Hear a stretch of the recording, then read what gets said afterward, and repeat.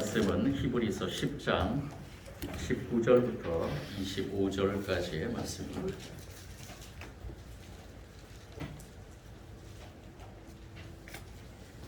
제가 가지고 있는 신약성경 363면 정도 있습니다.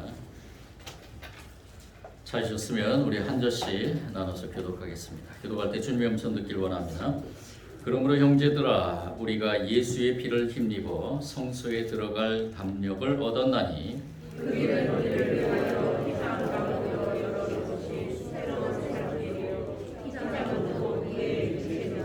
또 하나님의 집 다스리는 큰 제사장이 계심에 우리가 마음에 구원을 받아 악한 양심으로부터 벗어나고 온 낡은 물로 씻음을 받았으니 참 마음과 온전한 믿음으로 하나님께 나아가자. 또 약속하신 이는 믿으시니 우리가 믿는 우리의 소망을 움직이지 말며 굳게 잡고 서로 돌아와 사랑과 선행을 같이 읽겠습니다. 모이기를 빼앗는 어떤 사람들의 습관과 같이 하지 말고 오직 원하여 그날이 가까움을 볼수록 더욱 그리하자.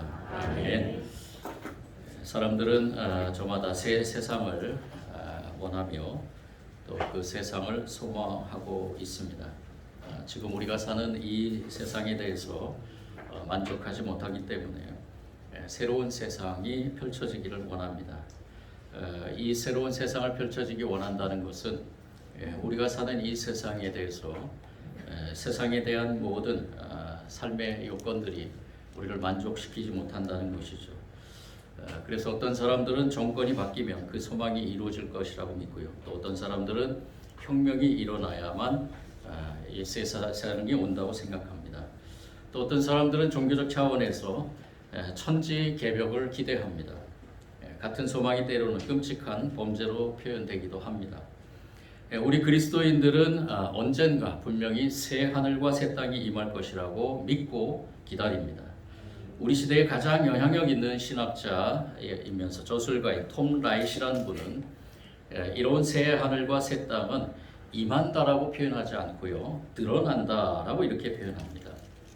새 하늘과 새 땅은 저 우주 먼 공간에서 있다가 우리 이 세상에 갑자기 진입해 오는 것이 아니라 우리가 감지하지 못하지만 어떠한 형태로 우리 우주를 감싸고 있어서 어느 순간에 그것이 드러난다는 것입니다. 사도 바울도 이러한 표현을 했죠. 부분적으로만 우리는 알고 있다. 이 세상을 부분적으로만 알고 있다. 고린도전서 13장 9절에 이렇게 말씀하는데요. 장차 지금 우리 눈에 가려져 있는 그 실체가 드러날 때 그때서야 우리는 전체를 볼 수 있다는 것입니다. 그때가 되면 우리는 더 이상 바라는 것이 없는 온 세상을 경험하게 된다는 것이죠. 그리스도인들은 장차 이러한 변화가 일어날 것을 기대하면서 동시에 지금 우리가 사는 이 세상에 언젠가 드러날 새 하늘과 새 땅의 모습과 같아지게 만들기 위해서 지금 저와 여러분이 기도하며 헌신하며 노력하고 있는 것입니다. 하나님에 의해 모든 것이 새롭게 되기 전까지 이 세상은 완전해지지 못할 것입니다. 예수님께서 이 땅에 오실 때 이 세상은 완전해지며 새 하늘과 새 땅이 펼쳐진다는 것입니다. 내 힘이 미치지 못하는 그러한 부분, 내가 생각하지 못하는 그러한 모든 삶의 영역에 예수님께서 이 땅에 오실 때 새 하늘과 새 땅에 완벽한 변화의 세상에 임하게 된다는 것입니다. 그것이 저와 여러분의 믿음의 고백입니다. 그렇다 그러면은 그 믿음의 고백을 가지고 이 세상에서 살면서 저와 여러분이 해야 될 일은 무엇인가? 저와 여러분이 해야 될 일은 분명합니다. 하나님께서 주신 귀한 은혜의 삶을 살아가는 저와 여러분, 하나님께서 오늘 찬양을 통해 고백했듯이 저와 여러분을 선택하시고 하나님의 자녀로 삼으셨습니다. 그래서 그 자녀 삼으심에 저희들이 고백하면서 이 세상에서 다음 주님께서 이 세상을 완벽한 새로운 새 하늘과 새 땅으로 이루어 가실 것을 믿고 그 사명을 우리가 감당해 나가고 있는 것입니다. 그러기 위해서 먼저 선행돼야 될 것이 있습니다. 그것이 무엇이냐? 즉 하나님께서 선택하시고 하나님께서 하나님의 자녀로 삼으신 사람들은 반드시 변화되어야 된다는 것입니다. 그러니까 즉 결론적으로 얘기하자면 이 세상의 변화를 위해서 내가 먼저 변화되어야 된다는 것입니다. 특별히 믿는 사람들이 자신이 변화되어야 된다는 것입니다. 바로 내가 변화되는 것이 이 세상 변화의 출발점이라는 것입니다.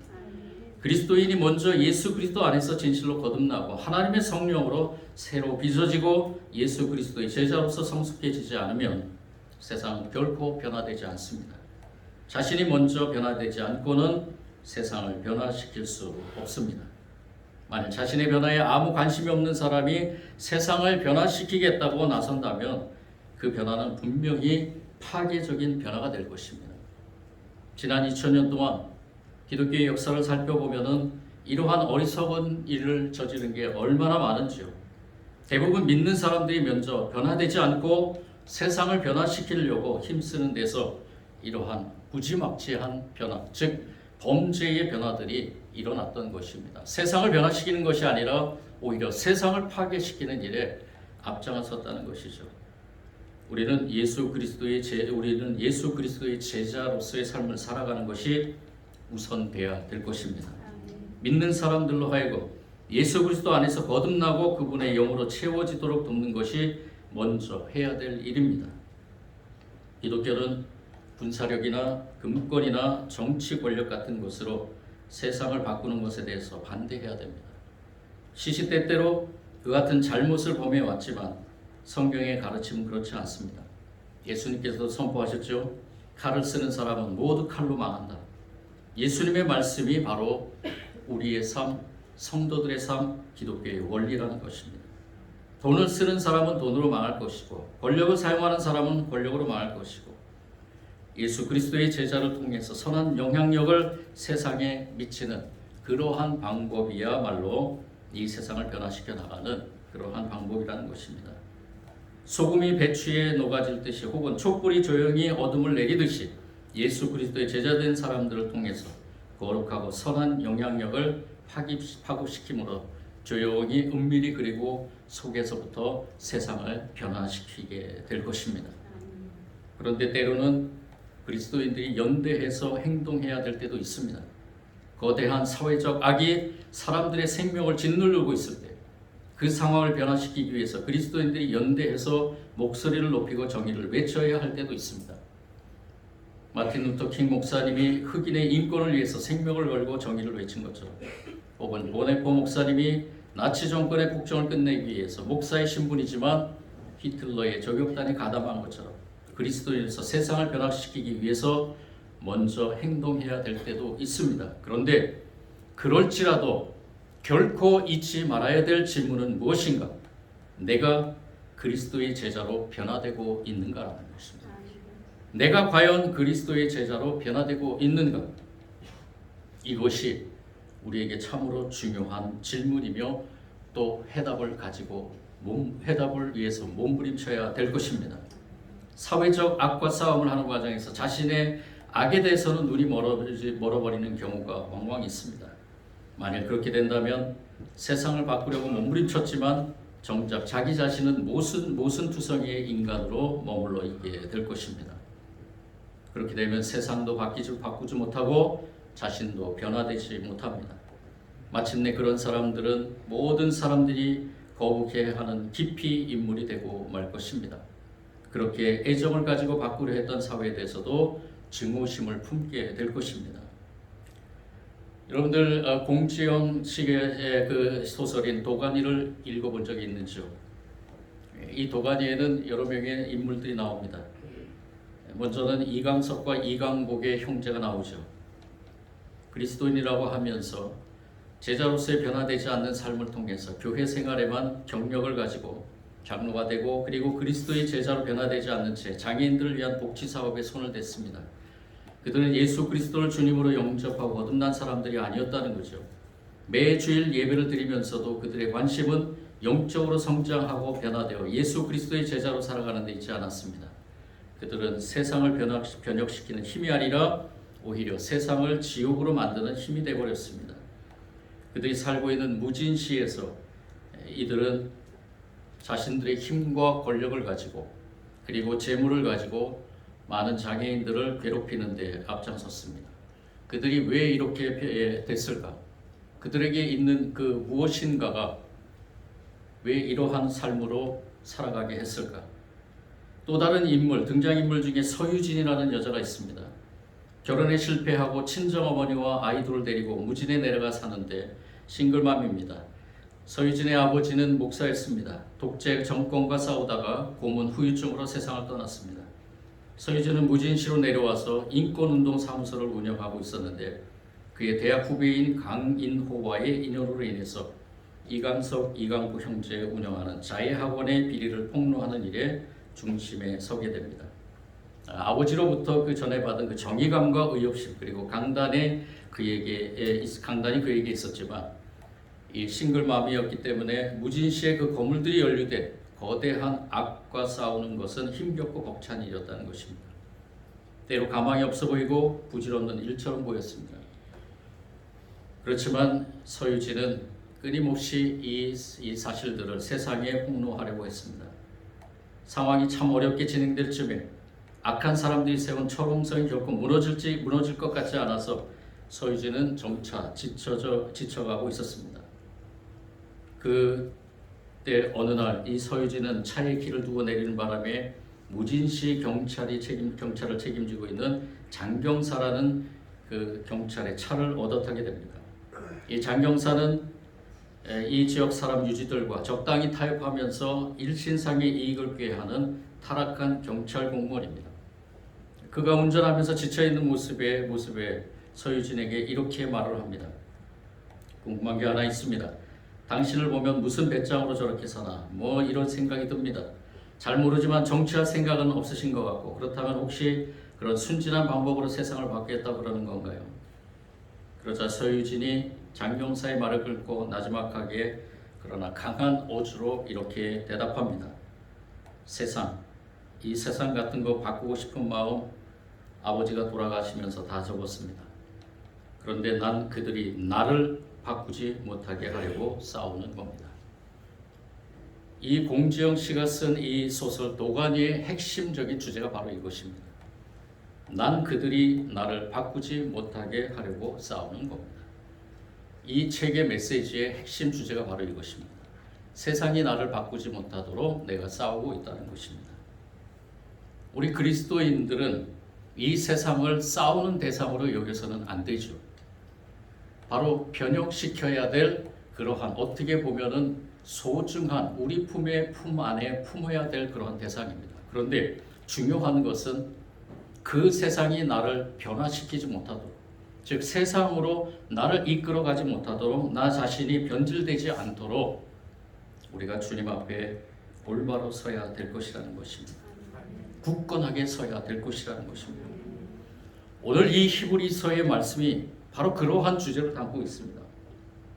히브리서는 편지의 형태로서 초대교회에 실제했던 어느 교회에 누군지는 모르지만 어떠한 히브리인이 이 교회에 편지의 형태로 설교를 쓴 것입니다. 이 편지가 쓰여질 때 이 그 교회의 교인들은 그들을 변질시키려는 세상과 지루한 싸움에 지쳐 있었고 그리고 또 그 세상에 두려워하고 있었습니다. 처음에는 함께 모여서 기도하고 서로 격려하고 힘써 싸우면서 상황이 달라지기를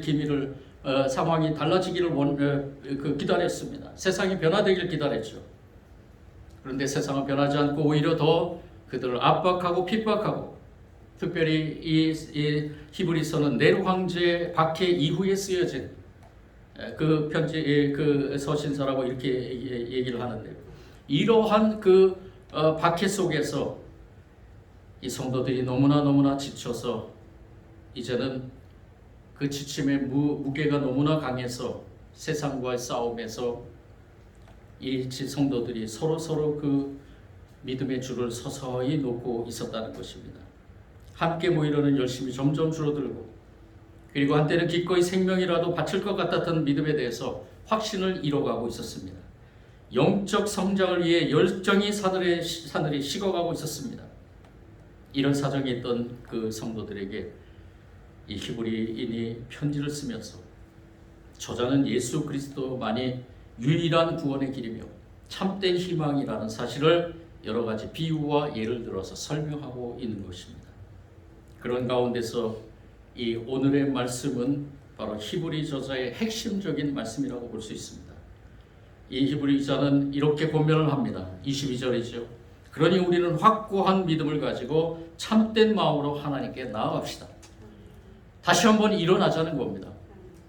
세상이 나를 변혁시키지 않도록 오히려 내가 세상을 품고 세상에서 하나님께서 주신 그 참 믿음, 우리에게 주신 그 믿음을 더 확고하게 하고 그리고 세상을 품는 마음으로 참된 마음으로 하나님께 나아갑시다.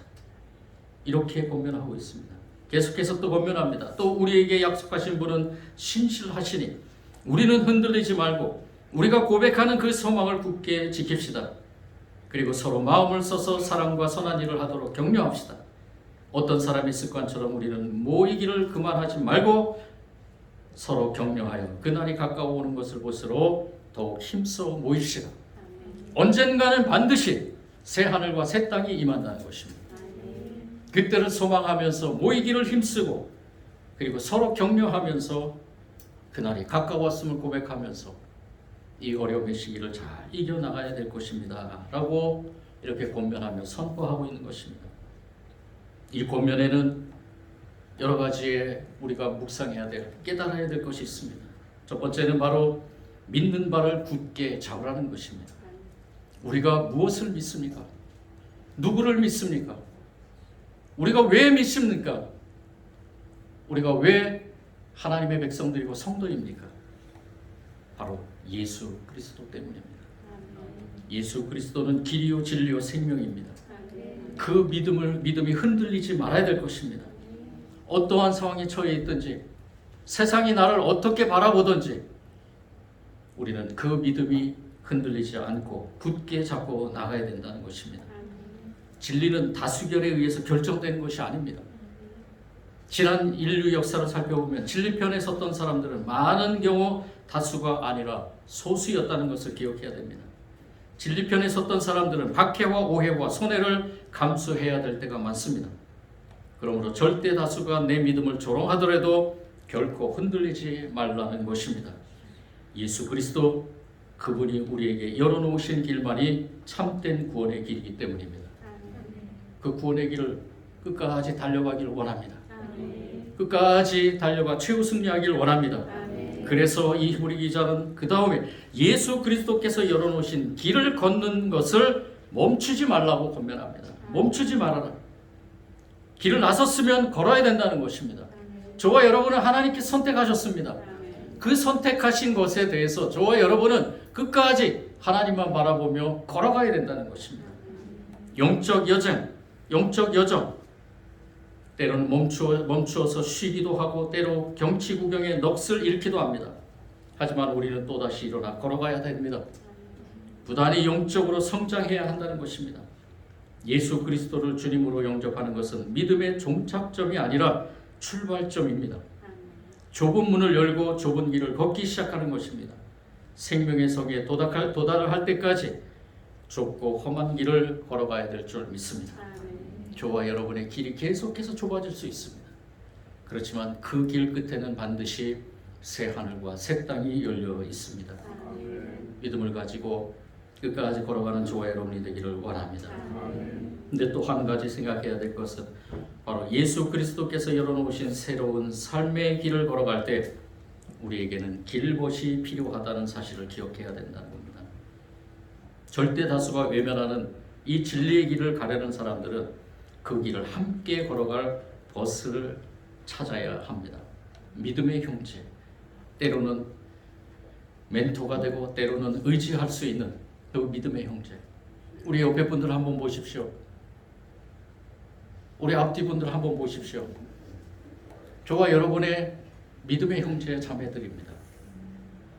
우리 천진중앙교회라는 이 귀한 공동체 안에서 이 믿음을 가지고 새 하늘과 새 땅을 향해서 끝까지 걸어가야 될 그러한 믿음의 형제인 줄 믿습니다. 홀로 그 길을 갈 수는 없습니다. 그래서 우리는 교회에 모이기를 힘써야 되고요. 예배를 위해서 그리고 우리 키부츠를 위해서 또 성경 공부를 모이고 영적 대화로 모이고 서로 격려하고 서로를 위해 기도해주고 서로 부축해주고 그래서 세상의 압박에 굴하지 않도록 생명의 길에 서서 진보할 수 있도록 저와 여러분이 하나가 되어야 될 것입니다. 예수 그리스도의 진리 안에 하나가 되는 저와 여러분이 되기를 원합니다. 로버트 슈네지 목사님이 제안한 열매 맺는 교회의 5가지 습관이라는 책을 보면요, 한 그리스도인이 열매 맺는 신앙이 되고 한 교회가 열매 맺는 교회가 되기 위해서는 5가지의 습관이 있어야 된다고 합니다. 그 첫 번째 습관이 무엇이냐? 바로 후한 인심의 습관이라는 거고요. 두 번째는 따뜻한 관심의 습관. 세 번째는 영감 있는 예배의 습관. 그리고 네 번째는 위험을 감수하는 선교와 봉사의 습관. 5번째는 이것이 어떻게 보면 가장 중요하다고 볼 수 있는데요, 영적 성장을 위한 지속적인 노력의 습관이라는 것입니다. 영적 성장을 위한 지속적인 노력의 습관. 장로님도 기도했듯이 우리가 노력해야 된다는 부분도 있다는 겁니다. 이 이 목사님이 강조하려는 단어는 무엇이었나요? 바로 의도적인 것이었습니다. intentional. 그러니까 우리가 의도적으로 영적인 성장을 위해서 노력해야 된다는 겁니다. 우리의 노력이 우리를 바꾸는 것이 아닙니다. 우리는 잘 알고 있습니다. 아무리 노력해도 안 된다는 것을.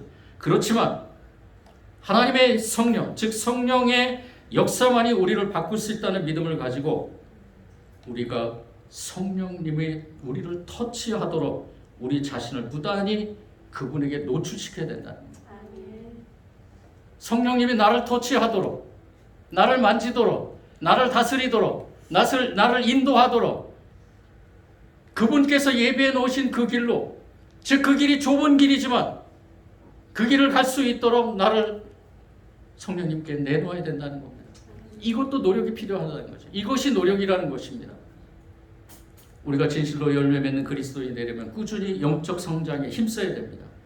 예수 그리스도를 주님으로 영접하고 신실하게 거듭나야 합니다.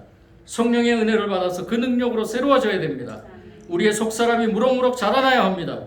그 속사람이 나의 옛사람을 완전히 지배하도록 성장해 나가야 될 것입니다. 그래서 이 세상으로부터 어떠한 압력에도 굴복하지 않고 그 어떤 선전에도 속지 않는 영적 능력을 얻어야 될 것입니다. 세상의 오염으로부터 자신을 거룩하게 지켜야 될 것입니다. 그것만으로도 우리는 세상을 달라지게 할 수 있을 것입니다. 우리가 우리에게 맡겨진 것들을 잘 관리하여 넉넉하게 드리고 나누기 위해서는 영적으로 성장하지 않으면 안 됩니다. 오늘의 이 말씀의 결론은 무엇인가? 저와 여러분은 연약하고 연약한 존재입니다. 그리고 죄인입니다. 그렇지만 우리는 영적 성장을 위해서 지속적인 노력의 열매를 맺어야 될 것입니다. 온 세상이 변화되는 것은 바로 내가 그리스도 예수의 제자로 변하는 것, 거기에서 시작된다는 것을 잊지 말기 바랍니다. 오늘 그 말씀을 부여잡고 세상에 나아가 승리하기를 원합니다. 내 직장이 변하고 내 가정이 변하고 그것도 내가 예수 그리스도 안에서 참되게 변하는 것, 바로 거기에서부터 시작이 됩니다. 세속 문화의 공격으로부터 나 자신을 지키는 것, 그것도 역시 성령의 능력 안에서 내가 영적으로 변화하는 데 열쇠가 있습니다. 그러기 위해 우리는 우리가 믿는 바를 더욱 굳게 잡고 교회로 모든 예배로 모이기를 힘쓰며 예수 그리스도께서 열어놓으신 구원의 길을 걸어가야 될 줄 믿습니다. 우리에게 붙여주신 길벗과 함께 예수 그리스도께서 열어놓으신 새로운 삶의 길을 걷는 저와 여러분에게 주님의 은혜가 충만하기를 원합니다. 이 길에서 결코 멈추거나 나고됨 없기를 원합니다. 이 좁고 험한 길을 기뻐 뛰며 걸어가서 생명의 성, 새 하늘과 새 땅에 이르는 저와 여러분이 될 줄 믿습니다. 사랑해 주님 감사합니다. 주님께서 우리를 통해서 세상을 변화시키기를 원하지만은 참된 새 하늘과 새 땅은 주님께서 이 땅에 오실 때 이루어짐을 믿고 나 자신이 주님의 제자로서의 삶을 살아가길 소원하며 영적 성장을 이루어가길 원합니다. 우리 힘으로 할 수 없음을 고백하지만 우리가 그러한 성장에 우리 자신을 주님의 그 성령께 노출시키며 끊임없이 나 자신을 겸손하게 주님의 말씀 앞에 무릎 꿇으며 또 주님께서 원하시는 그 자리에 항상 나아가 주님께 찬양과 경배를 올려드리며 또한 우리가 어렵고 힘들 때마다 주님 앞에 엎드려 기도하면서 예배와 말씀과 기도의 삶으로 이 좁은 길이지만 끝까지 걸어감으로 우리와 같이 우리 모든 성도들, 교회 속에 있는 우리 모든 하나님의 백성들이 함께 길봇이 돼서 서로 위로하고 서로 사랑을 나누고 서로 도와주고 서로 일으켜 세워주고 서로에게 힘이 되면서 그 길을 최후의 승리자로 살아가게 하여 주옵소서. 주님께서 주신 은혜 다시 한번 감사드리며 예수님 이름으로 기도드립니다.